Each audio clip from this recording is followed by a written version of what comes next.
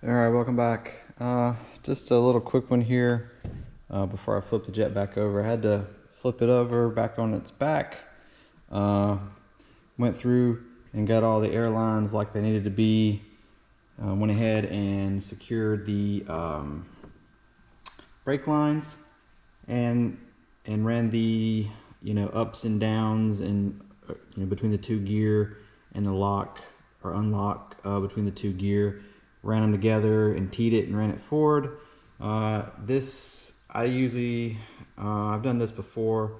It's kind of looks scale too. And you can take like a scrubby pad or something, and this is just aluminum tape, and it'll kind of dull it down and get rid of the shine.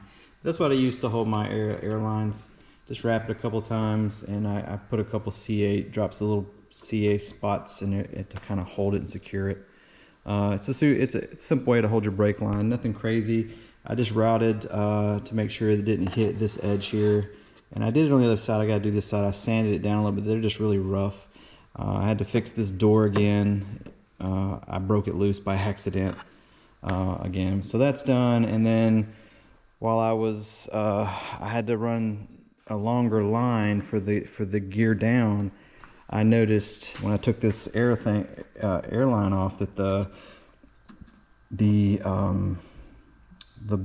brass fitting that the airline goes on was loose.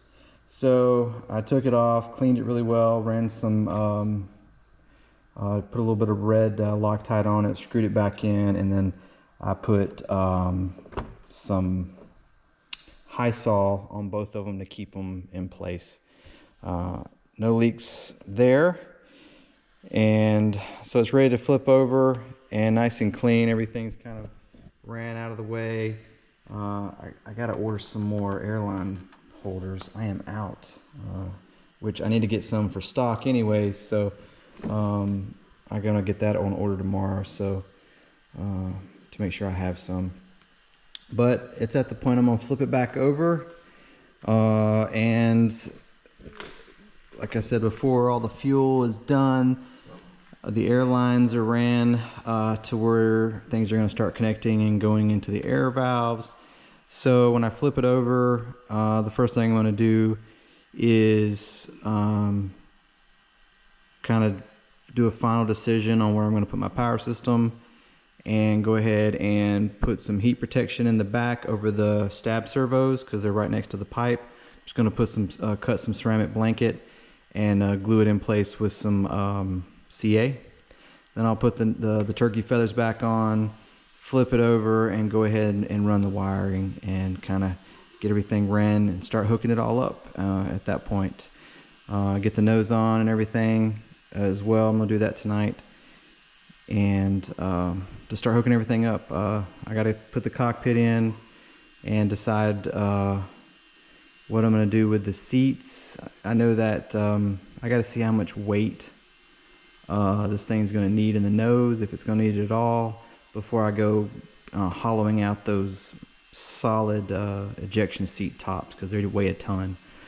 These guys, which are broke from the incident I was involved in, but those pieces are solid and they're heavy as all get out, and it's just wasted stupid weight. So plus the actual instrument panels are like a triple laminate thing. There's a piece of light ply, a plastic piece with the decal with basically a paper printed instrument panel, and then that thick ass resin. Like, dude, get a 3D printer or a resin printer. You can make good stuff that's light.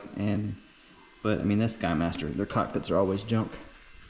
So, but yeah, so just a little update on what's going on, and I'm like labeling things as I go. That way it'll be easier to hook up and get this thing wrapped up for Georgia maybe, because I'm going to New York this weekend, so I'm going to lose this weekend. So anyways, you guys have a good one. I'm going to get it flipped over and keep working. Cheers.